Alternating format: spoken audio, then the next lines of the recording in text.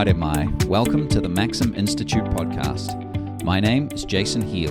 I'm the Communications Manager at Maxim Institute, and this is our weekly short-form podcast. These podcasts are released in tandem with our weekly column and are a chance for you to hear in-depth from the column's author about some of the thinking that went into producing their final piece. Today, we talk to Maxim senior researcher Marcus Roberts about his recent column.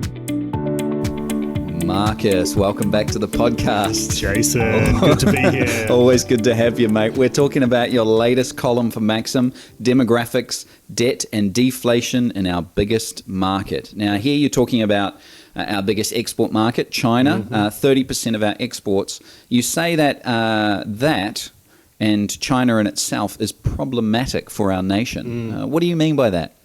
Well, it's the old adage that you don't want to put all your eggs in one basket. Yeah. So we have become very reliant on China's middle class to buy our exports, our milk products, our meat, our timber. Stuff that we have to sell to the world. Exactly, yeah. We do these things really well here. Yeah. They have they are considered to be high-end quality products overseas, and we have managed to get into the Chinese market and sell a lot of our goods. So as you were saying, 30% of all our exports go to China now. Yeah. That's fine when China is doing well, and the middle class have money to spend on our goods. Yeah. It's less good. It's more problematic when China is struggling economically, and that's the problem. Is that now we are entering into a phase where China seems to be economically struggling seriously. Although it's difficult for us to get straight information out of China in terms of how they're doing economically. But so that's 30%. That's like 17% higher than our next highest trading partner of Australia. Yes. Yeah. So how can we kind of address that? How do we get into this situation? With China kind of spiraling down and all of that sort of stuff. Yeah, well, I mean, so how New Zealand got into the situation is because we wanted to get in. Yeah. We really were pushing for China to be the number one trading partner. Yeah, that's right. So we kind of got what we wanted in that sense. Sure. Yeah. So under the Helen Clark government of the early 2000s, one of their big foreign policy triumphs was that they were I think the first in the world, or the first Western country in the world to agree to a fair trade deal with China, which made it easier for us to sell stuff to them. So that's how we got into this situation. How China got into the situation, the economic situation. So you're right, Jace, there's a bit of a difficulty talking about China's economy because the stats are always officially massaged, the ones we do have. Yeah. And then there are other stats where the Chinese Communist Party has just decided not to release anymore. Yeah. So total fertility rate is one that they haven't released for about 6 years. Yeah. And just last month they announced that the youth unemployment rate, which the last official number was 21%, so if we believe that, that's really bad. But it might even be worse. Yeah. We're going to stop releasing that because it's not good for morale. Yeah. So we don't get information in some key measures, but the information we do have suggests that there's a lot of economic headwinds that China's suffering from. So there was an expectation that once they opened up from COVID lockdowns, which remember were the harshest and the longest in the world. They were still going on in the middle of 2022, right? I think, no, it was the end of last year. So I mean, that's not very long ago. Yeah. That they released that. And remember, that was a U-turn. Remember, we're going to have zero COVID throughout China, and we're going to keep that place locked down, and then all of a sudden we can't sustain it. Can't do it anymore. So there was an expectation that there would be all this pent-up demand, and that would fuel the economy, kind of what's been happening in other countries that have come out of lockdown. But the opposite's happened. Instead of inflation, which everyone else is dealing with because we have this pent-up demand and too few supplies, China's facing deflation. Yeah. So they have too much stuff and not enough purchases. Yeah, I think that's the latter part. It seems to be the problem. Not enough purchases. People are not spending money, and that's a problem when we are trying to sell things to the Chinese middle class. And remember, we're selling things that if push comes to shove and they are economically stretched, they can do without. Yeah. We're selling the luxuries, not the essentials. Yeah. That's right. So how are they going to get out of this, and how are we going to get out of this? There's big questions for a short podcast, but I believe in you, Marcus. Look, if I knew how China was going to get out of this, I probably wouldn't be working here, mate. Good on you. I don't know. I think the concern we have is that there isn't going to be getting out of this for China, that this isn't a recalibration or a couple of years of a downturn, but that we are seeing fundamental shifts in the Chinese economy based on the lack of children over the last 40, 50 years with one-child policy. I mean, it's a fertility rate of 1.09 children per woman. Yeah. As far as replacement we can tell. is 2.1, right? Yeah, so it's half of replacement. Its workforce has been shrinking for a number of years. And that was a big driver of its economic success, was that it had a huge pool of working age people, and fewer elderly and fewer children. And now it's got an inverted pyramid now. You've got 4 grandparents, two parents, and 1 child. Wow. So that's a problem. And it's just completely indebted because part of the way that they stimulated the economy post GFC was putting all this money into massive projects like highways and tower blocks for no one. And to nowhere. Look, we all did that. Helicopter, quantitative easing was the rage, but China did it on an unprecedented scale. Right? So, for example, local government debt. So we're not talking about Chinese state debt. We're talking about the local government debt. So like in New Zealand, the local councils. So they think that it's roughly 100% of China's GDP, or about 17 billion, trillion US dollars. Sorry, we're not talking about New Zealand's GDP. No. China's GDP, 17 trillion US dollars. Just for local government debt. Local government debt. So how on earth are they going to pay for that?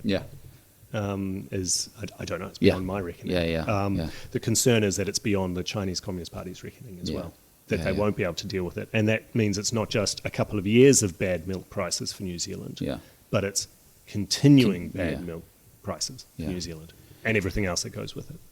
Well, that's a lot of bad news to take in, but here in New Zealand, you say we're mostly oblivious to this. What do you mean by that? I'm sure many people listening will be slightly aware of this, but not... so maybe I was being a bit too over-sweeping. What I meant was the discussion around the election has been oblivious to this. We haven't mentioned China at all, really. Well, we have one time, right, where they might be able to pay for a road upgrade. Yes, that's right. They might be able to provide funding for roading projects like they have throughout Africa and Sri Lanka and other parts of the Belt and Road Initiative.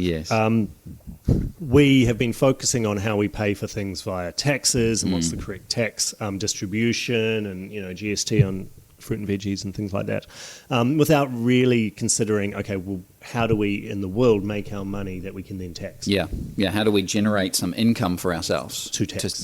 To then tax. And look, Chris Luxon, Chris Hipkins, they can't solve China's economic worries. They can't. It may look like they can, but they can't. But they can start talking to us about the problem that this exposes New Zealand to, or the exposure that we have to China's economic problem, why this is a problem, and how they're going to help reposition New Zealand's trade so that we're not so reliant on China, that we start looking at other countries, India being the obvious example. We go from what used to be the most populous country, China, we'll move to the next one that's now the most populous, India. But there are other countries in the region, Vietnam, Indonesia, Malaysia, things like that, where we could start trying to get into those markets. Much closer than India and maybe and more amenable. Absolutely. So if we don't recognize we've got a problem, we're not going to solve it.